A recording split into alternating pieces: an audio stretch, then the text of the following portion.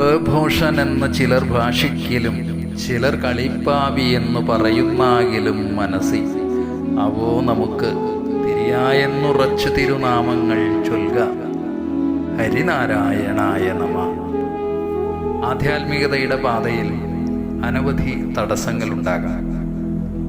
ഏകാഗ്രചിത്തമല്ല എങ്കിൽ ഈ തടസ്സങ്ങളെ അതിജീവിക്കാൻ ആകുകയും ഇല്ല.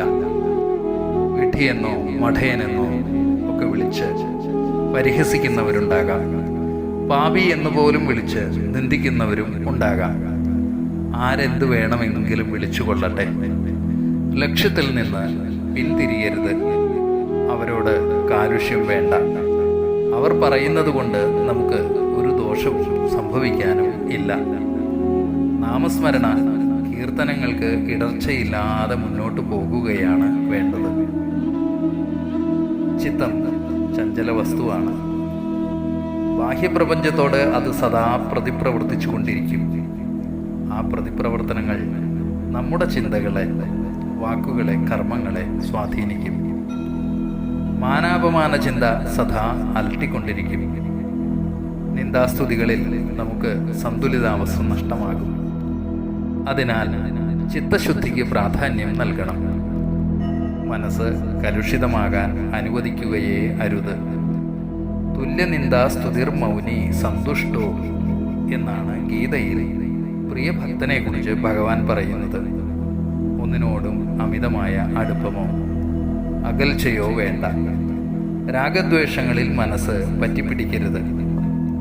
ഒരു നാമം തിരഞ്ഞെടുക്കുക. സദാവി അതിൻ്റെ സ്മരണയിൽ മുഴുകുക. അത് വ്യക്തിയെ വെളിച്ചത്തിലേക്ക് നയിക്കും. മനഃശുദ്ധി വേണ്ടുവോളം കൈവരികയും ചെയ്യും. മലയാള ഭാഷയിൽ നിന്ന് അപ്രത്യക്ഷമായ ഈ ദീർഘാക്ഷരം നിന്ദാസൂചകമായ ഒരു ശബ്ദം എന്ന അർത്ഥത്തിലാണ് ആചാര്യൻ ഇവിടെ ഉപയോഗിച്ചിരിക്കുന്നത്.